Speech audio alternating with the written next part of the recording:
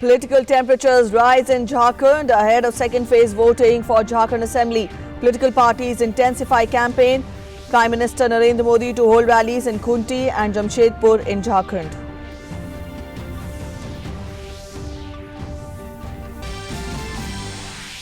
In Parliament today, Rajya Sabha likely to debate on NCT of Delhi Bill, SPG Amendment Bill and Dadra and Nagar Haveli and Daman and Diu merger of UTs Bill.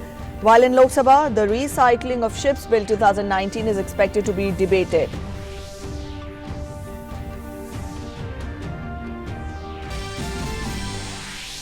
Vice President Venkaiah Naidu confers award on International Day of Persons with Disabilities. Prime Minister reaffirms the commitment to work towards an inclusive, accessible and equitable society for Divyangs.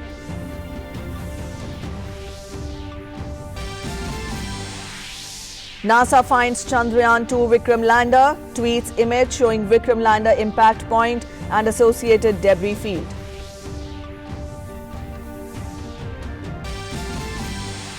In sports, Lionel Messi wins his 6th prestigious Ballon d'Or award after yet another scintillating season for the Argentine. USA's Megan Rapinoe wins the Feminine Ballon d'Or award. Hello, you're watching DD News and I'm Preeti presenting the bulletin. On top story first. In Jharkhand, campaigning is gaining momentum in the areas where assembly elections will be held for the second and third phase. Senior leaders of all parties are holding public meetings to woo the voters. Prime Minister Narendra Modi will hold rallies in Khunti and Jamshedpur in Jharkhand. 20 constituencies will go to polls in the second phase on 7th of December, while polling in 17 constituencies spread over 8 districts will be held in third phase on 12th of this month. Yesterday was the last date for withdrawal of nomination papers for fourth phase of assembly elections to be held on 16th of December. 230 candidates are left in the fray after scrutiny of papers. Filing of nomination papers continue for the fifth and final phase. Voting for the first phase of assembly elections was held on Saturday, during which an estimated 64.44% polling was recorded. Counting of votes will be taken up together on 23rd of December.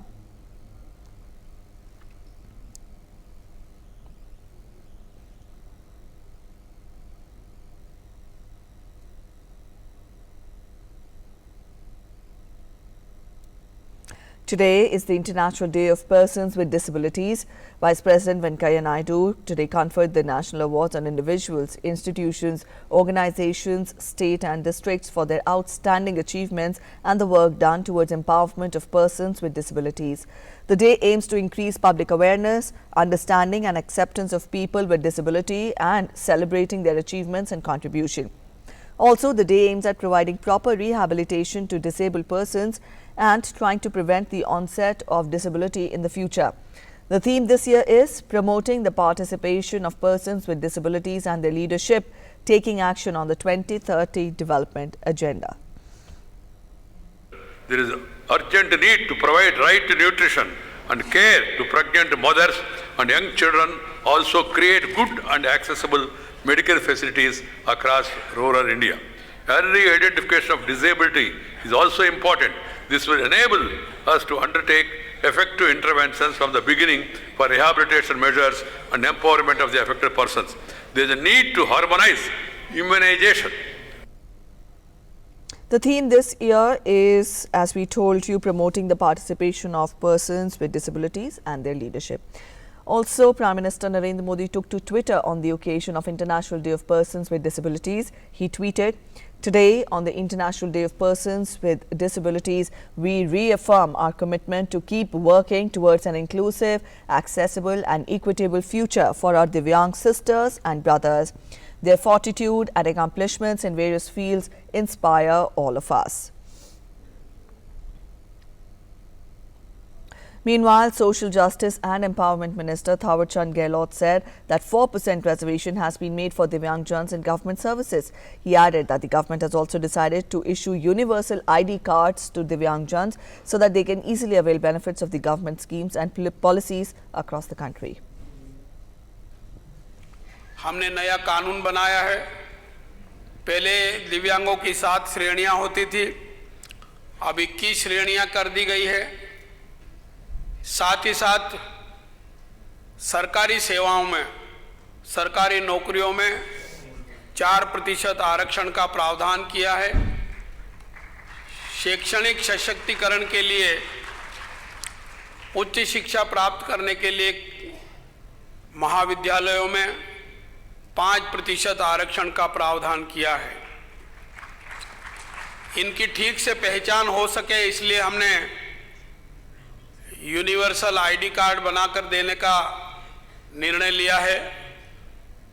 ये universal ID card सारे देश में चलेंगे।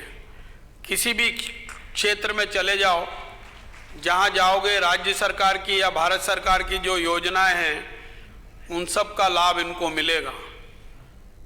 Gehlot also said that the government has taken significant decisions and these have been made to ensure empowerment of the Divyangjans. He added that 7 Guinness records have been made in the past 5 years by Divyangs. 5-5.5 वर्षों में दिव्यांगजनों के सशक्तिकरण के लिए एक नहीं अनेक ऐतिहासिक निर्णय लिए हैं, कार्य योजनाएं बनाई है और उन कार्य योजनाओं को कार्यान्वित करने में सफलता प्राप्त की है। इन 5 वर्षों में हमने 7 Guinness book of world record बनाए हैं। ये 7 Guinness book of world record दिव्यांगों द्वारा आयोजित कार्यक्रम में और उनको उपलब्ध कराई गई सामग्री के लिए हमको मिले हैं। In Rajya Sabha, 3 bills are expected to be moved for consideration and passage. These include the Special Protection Group Amendment Bill 2019, which will be moved by Union Home Minister Amit Shah to amend the Special Protection Group Act 1988 as passed by the Lok Sabha. Amit Shah will also move the Dadra and Nagar Haveli and Daman and Diu Merger of Union Territories Bill 2019. The third bill is the National Capital Territory of Delhi Recognition of Property Rights of Residents in Unauthorized Colonies Bill 2019. The bill, which will be moved by Union Housing and Urban Affairs Minister Hardeep Singh Puri, aims to provide special provisions for National Capital Territory of Delhi for recognizing the property rights of residents in unauthorized colonies. While in Lok Sabha, Union Shipping Minister will move the Recycling of Ships Bill 2019 for consideration and passage. The bill aims to provide for regulation of recycling of ships by setting certain standards and laying down the statutory mechanism for enforcement of such standards and for matters connected. Discussion will also likely to take place on crop loss due to various reasons and its impact on farmers under Rule 193 in the lower house.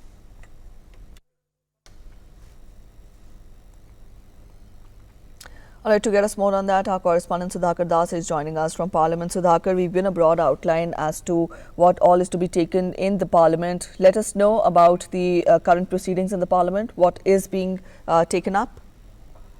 जी प्रीति, अगर लोकसभा की बात की जाए तो वहाँ अभी इस वक्त 0 आवर चल रहा है और आप कह सकते हैं कि ये स्मूथली चल रहा है और राज्यसभा में इस वक्त प्रश्नकाल चल रहा है। जहाँ तक बिजनेस की बात है, आपने जानकारी दी, लेकिन काफी महत्वपूर्ण बिजनेस है। अगर लोकसभा में शिपिंग रिसाइकलिंग से संबंधित विधेयक है। इंडिया एक तरह से दुनिया का लीडिंग कंट्री है शिप रिसाइकल में, जहां 30% से भी ज्यादा दुनिया का शिप रिसाइकल किया जाता है। लेकिन जो प्रेजेंट रेगुलेटरी फ्रेमवर्क था, जो शिप ब्रेकिंग कोड है, अब वो उतना प्रभावी नहीं माना जाता है क्योंकि वायलेशंस होने पर उसमें पेनाल्टीज का बहुत ज्यादा प्रावधान नहीं है। इसके अलावा hazardous material through ship Bharat के भीतर नहीं आया, उसको रोक की बहुत ज्यादा व्यवस्था नहीं है। तो एक तो एनवायरमेंटल कंसर्न्स हैं, उनको एड्रेस करने के लिए, दूसरा एक लेबर इंटेंसिव इंडस्ट्री है, तो उस लेबर की जो स्वास्थ्य की तमाम तरह की चिंता कैसे की जा सकती। तीसरा सबसे महत्वपूर्ण जो हजार्डस मटेरियल है, जो अवशेष है, वो भारत में नहीं आए शिप्स के जरिए, उस पर रोक लगाने की बात है। तो उस तमाम चीजों को एड्रेस करेगा ये विधेयक। लेकिन इसके साथ साथ जो किसानों का अहम मुद्दा है उस पर भी चर्चा प्रस्तावित है। नियम 193 में है, कृषि मंत्री जवाब भी देंगे, लेकिन मुझे लगता है कि ये चर्चा कल तक जारी रह सकती है। थोड़ी लंबी चर्चा चलेगी इस पर। सरकार भी विस्तार से जवाब देना चाहती है और तमाम सदस्य चर्चा करना चाहते हैं। राज्यसभा में निश्चित तौर पर काफी अहम विधायी एजेंडा है, खास तौर से अगर एसपीजी अमेंडमेंट बिल और दादरा नगर हवेली जो दोनों दमन दीव 2 केंद्र शासित प्रदेशों को एकीकरण करने की बात है। तो ये दोनों अहम विधेयक हैं जिसको अमित शाह विचार के लिए पेश करेंगे, गृह मंत्री अमित शाह। और खासतौर से लोकसभा से पास होने के बाद सरकार को उम्मीद है कि राज्यसभा में भी किसी तरह का हर्डल इन दोनों विधेयकों को नहीं देखना पड़ेगा। और निश्चित तौर पर अमित शाह जो तमाम सदस्यों के सवाल होंगे उनका भी जवाब देंगे। वो पहले ही इन तमाम मुद्दों को एड्रेस कर चुके हैं लोकसभा के दौरान। तीसरा जो दिल्ली की अनियमित कॉलोनियों के नियमीकरण से जुड़ा हुआ मुद्दा है, जो विधेयक है वो भी राज्यसभा में पेंडिंग है। लेकिन इन 2 विधेयकों के बाद तीसरा बिल लिया जा सकेगा कि नहीं, ये देखना जरूर पड़ेगा। लोकसभा में जरूर आज अधीर रंजन चौधरी जो कांग्रेस के नेता हैं, उनका जो कल विवादित बयान था प्रधानमंत्री और गृह मंत्री के ऊपर, उसके अलावा बाद में उन्होंने एक विवादित टिप्पणी वित्त मंत्री निर्मला सीतारमण पर भी की थी, उसको लेकर काफी बीजेपी के सांसदों ने हल्ला मचाया, उनसे माफी की मांग लगातार कर रहे हैं। आज 0 आवर के दौरान फिर से ये मुद्दा उठा और केंद्रीय संसदीय कार्य राज्य मंत्री अर्जुन राम मेघवाल, फिर उसके बाद पूनम महाजन जो बीजेपी की सांसद है, उन्होंने ये मुद्दा उठाया और माफी की मांग की कि इस तरह की जो विवादित टिप्पणियां, खासतौर से महिलाओं से जुड़ी हुई टिप्पणी नहीं करनी चाहिए। तो ये काफी महत्वपूर्ण एक डेवलपमेंट कह सकते हैं। लेकिन हाउस अभी दोनों स्मूथली चल रहे हैं, तो ये उम्मीद जरूर की जा सकती है कि जो बिजनेस है आज के वो निपटाए जाएंगे। All right, so both the houses are functioning smoothly. Thank you so much, Sudhakar, for joining us with those details. That was our correspondent Sudhakar Das spelling out the details of the legislative business that is to be taken up in both the houses. We'll keep you updated. Meanwhile, let's get to other news. Today marks the 135th birth anniversary of India's first president, Rajendra Prasad. President Ramnath Kovind paid floral tributes to the first president at Rashtrapati Bhavan.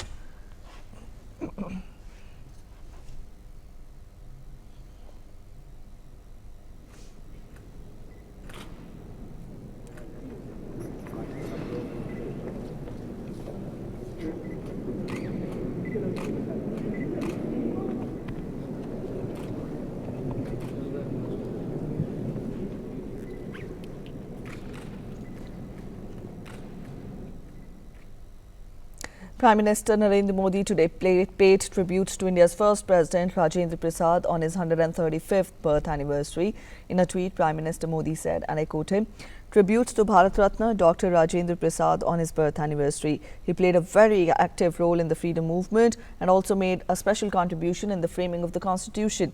His humility and erudition will always inspire the countrymen."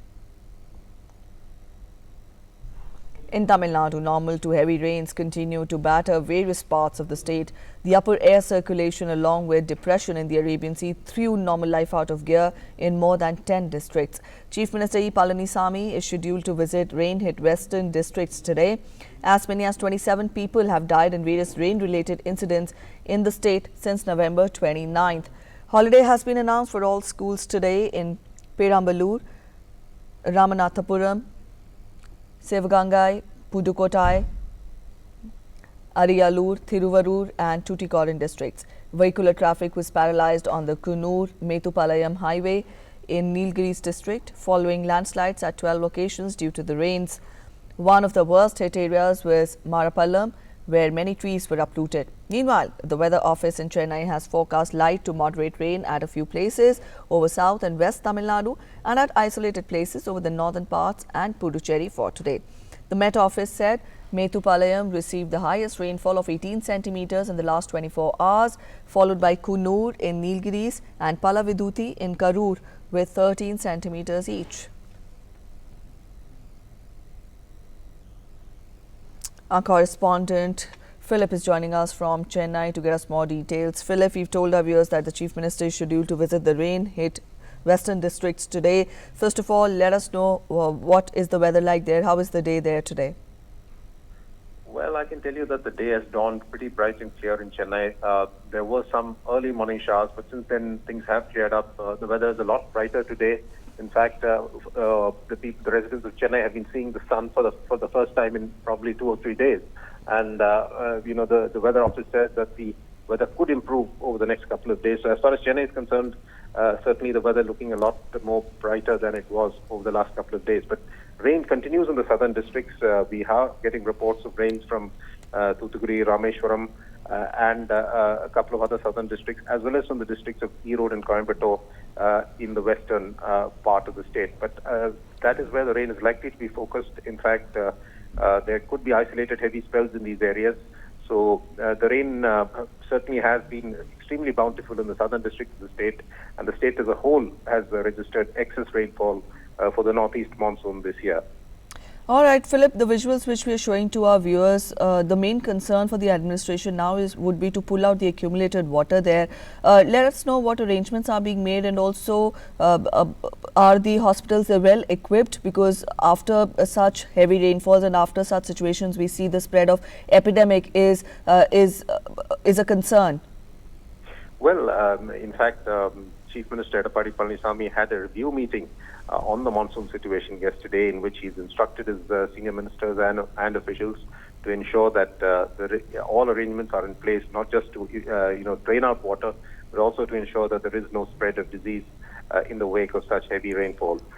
In fact, teams have been formed at the district level to ensure that relief and rehabilitation work is carried out at full pace. In fact, not just pumps, water pumps, but things like boats and inflatable items have also been provided. Medicines have also been stocked at the district headquarters to ensure that it can be distributed fast.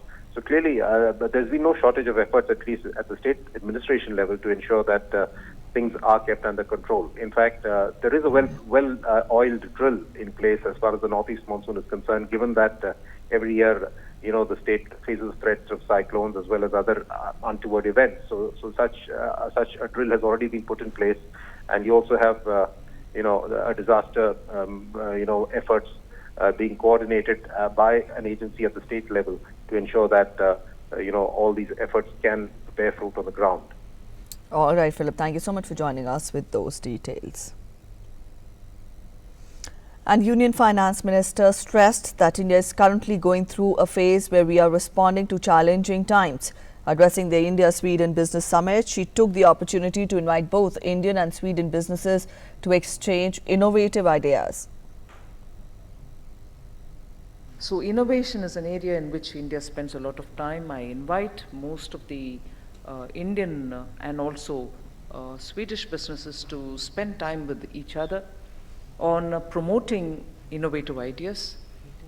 The government of India has also made it possible for Indian innovations by improving on the patents. Many youngsters who've started startups have also received a lot of tax and other related concessions.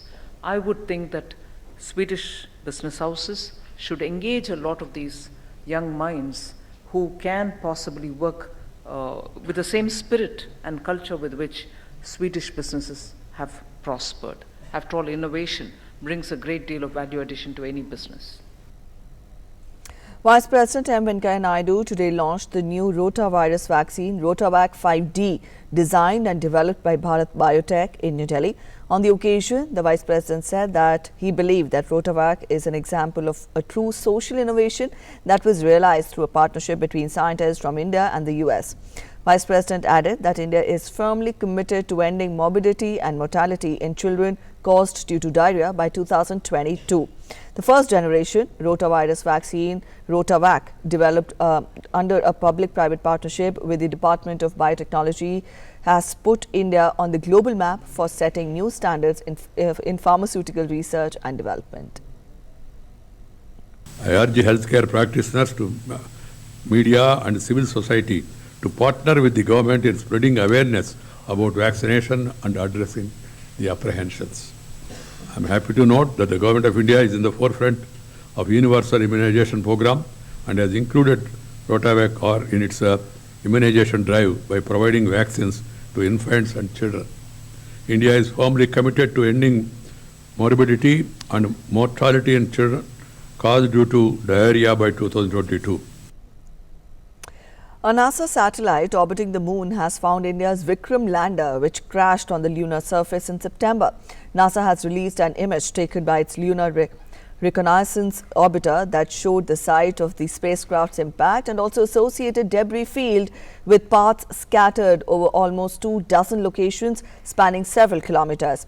Blasting off in July, emerging giant India had hoped with its Chandrayaan-2 mission to become just the fourth country after the US, Russia and China to make a successful moon landing and the first on the lunar South Pole. The main spacecraft, which remains in orbit around the moon, dropped the unmanned lander Vikram for a descent that would take 5 days, but the probe went silent just 2.1 kilometers above the surface. Days after the failed landing, the Indian Space Research Organization said that it had located the lander but had not been able to establish communication. NASA, meanwhile, has lauded a 33-year-old IT professional from Chennai, Shanmugh Subramanian, who is an amateur space enthusiast. The Indian engineer Shanmugha Subramaniam had contacted NASA's project, after which the US Space Agency confirmed the identification of debris by comparing before and after images. Typhoon Kamuri lashed the Philippines with fierce winds and heavy rains as hundreds of thousands took refuge in shelters, and the capital, Manila, prepared to shut down its international airport over safety concerns. The powerful storm, which blew in windows and sheared off the roofs, roared ashore and was due to pass south of Manila, which is home to some 13 million people. Forecasters said Kamuri remained strong with sustained winds of up to 155 kilometers per hour and maximum gusts of 235 kilometers per hour as it tracked northwest. Over 3 lakh people had been evacuated from their homes in the central Bicol region. The Philippines is hit by an average of 20 storms and typhoons each year, killing hundreds and putting people in disaster-prone areas in a state of constant poverty. In Indonesia, an explosion has occurred at the National Monument Park near the Presidential Palace in central Jakarta today. 2 military personnel were injured in a smoke grenade attack. The injured have been shifted to the hospital. Police has cordoned off the blast site but eventually opened the area back up to the public. Jakarta police is investigating why the smoke grenade was present there. And China has suspended visits by US Navy ships and aircrafts to Hong Kong after Washington passed a legislation last week backing pro-democracy protesters. Beijing also unveiled sanctions against a number of US human rights groups. It comes after President Donald Trump signed the Human Rights and Democracy Act into law. The act orders an annual review to check if Hong Kong has enough autonomy to justify special trading status with the US. China's Foreign Ministry spokeswoman said that the legislation passed by Washington seriously interfered in Hong Kong's internal affairs. China further urged the United States to correct its mistakes and stop any words and deeds that interfere in Hong Kong and China's internal affairs. It also warned off further necessary actions depending on how the matters develop. A blizzard-like blast from a storm that has been raging across the United States since before Thanksgiving slammed the Northeast on Monday, snarling traffic ahead of the evening rush hour. New York Governor Andrew Cuomo has declared a state of emergency and deployed 300 members of the National Guard. Airline problems had more than doubled by midday. More than 4,000 US flights have been cancelled. The storm that rolled across the entire country, drenching some areas with rain, blanketing others with snow, and blasting still others with winds. 3 tornadoes were reported northwest of Phoenix. Let's get you more updates from sports. Yes, Barcelona forward Lionel Messi has won the Ballon d'Or award for the world's best player for a record 6th time.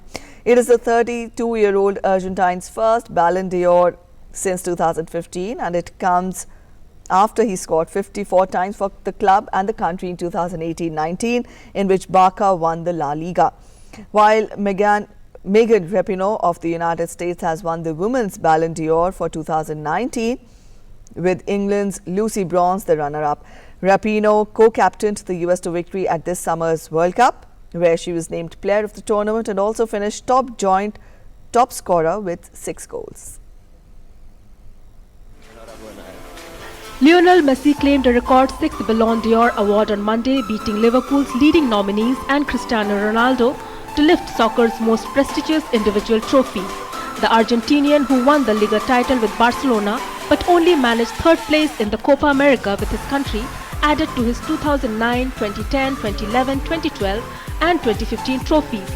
He finished above Dutchman Virgil van Dijk and Portugal's third-placed Ronaldo, who has won the award 5 times.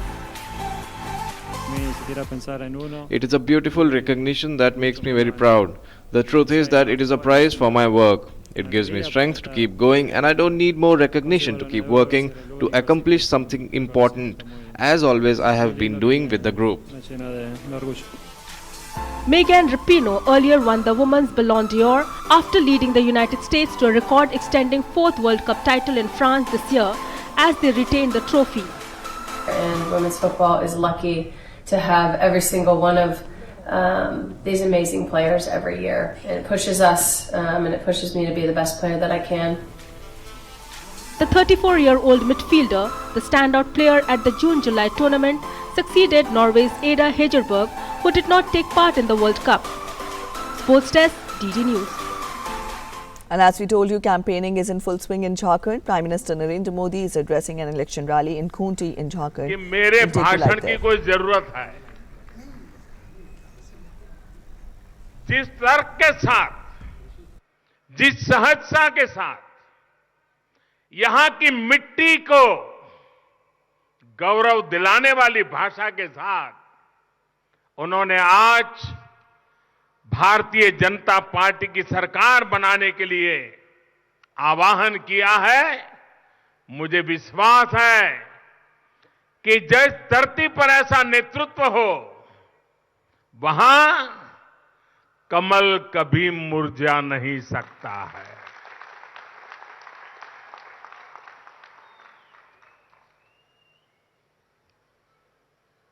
कुछ दिन पहले ही देश ने भगवान बिरसा मुंडा की जन्म जयंती मनाई है। आज जब उनकी धरती पर मैं आप सभी के बीच आया हूं, तो एक बार फिर भगवान बिरसा मुंडा को नमन करता हूं। और मैं दूर दूर देख रहा हूं, टीना भगत परिवार के लोग भी बड़ी तादाद में आशीर्वाद देने आए हैं। महात्मा गांधी को आज भी, महात्मा गांधी के मार्गदर्शन को आज भी गांव, गली, जंगलों के अंदर चैतन्य देने का काम टीना भगत परिवार कर रहा है। मैं उनको आदरपूर्वक नमन करता हूं। जिस धरती ने भगवान बिरसा मुंडा के रूप में एक प्रेरणा पुरुष देश को दिया, वहां पर ऐसा अभिभूत करने वाला स्नेह पाना, इतने आशीर्वाद प्राप्त करना, इतनी बड़ी तादाद में माताओं बहनों का आना, मेरे लिए जीवन का इससे बड़ा सौभाग्य क्या हो सकता है। आज 3 दिसंबर परम वीर चक्र एल्बर्ट एक्का को वीर गति को प्राप्त हुए। मैं इस धरती के वीर सपूत को नमन करता हूं। साथियों, आपने भाजपा के प्रति, हम सभी के प्रति अपने प्रेम में कभी कमी नहीं आने दी है। और इसलिए एक प्रधानमंत्री के तौर पर, उसके पहले गुजरात के मुख्यमंत्री के तौर पर भी, और उसके पहले भाजपा के संगठन का काम करता था तब भी, बार बार झारखंड मुझे खींच के ले आता था। बार बार आने का मन करता था। ये आपका स्नेह, आपके आशीर्वाद ही है जिसके कारण ये भाव मेरे मन में हमेशा बना रहता है। यहां खूंटी में भी प्रधानमंत्री बनने के बाद ये मेरा दूसरा दौरा है। भाइयों और बहनों, पहले चरण में जिस प्रकार झारखंड के लोग वोट डालने मतदान केंद्र पर पहुंचे, भारी मात्रा में मतदान किया, उस प्रथम चरण के मतदान के लिए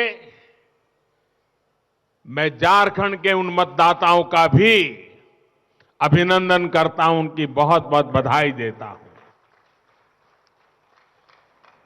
पहले चरण के मतदान से 3 बातें स्पष्ट हुई हैं। पहली, लोकतंत्र को मजबूत करने और राष्ट्र निर्माण में अपने योगदान के प्रति झारखंड के लोगों की आस्था अभूतपूर्व है। दूसरी बात, जिस प्रकार भाजपा सरकार ने नक्सलवाद की कमर तोड़ी है, उसे बहुत ही छोटे इलाके तक समेट दिया है, उससे डर का माहौल कम हुआ है, विकास का माहौल बना है। हालांकि 30 नवंबर को निराशा में डूबे लोगों ने, ऐसे लोगों ने जिन्हें झारखंड की जनता नकार चुकी है, पहले चरण के मतदान के समय यहां माहौल खराब करने की बहुत कोशिश की। पूरे देश ने इसे देखा है, लेकिन झारखंड के लोगों ने इन कोशिशों को नाकाम कर दिया। आप बधाई के पात्र हैं। भाइयों और बहनों, पहले चरण के मतदान के बाद तीसरी बात यह भी स्पष्ट हुई है कि झारखंड के लोगों में भाजपा सरकार के प्रति, कमल के फूल के प्रति एक विश्वास की भावना है। ये भाव है कि झारखंड का विकास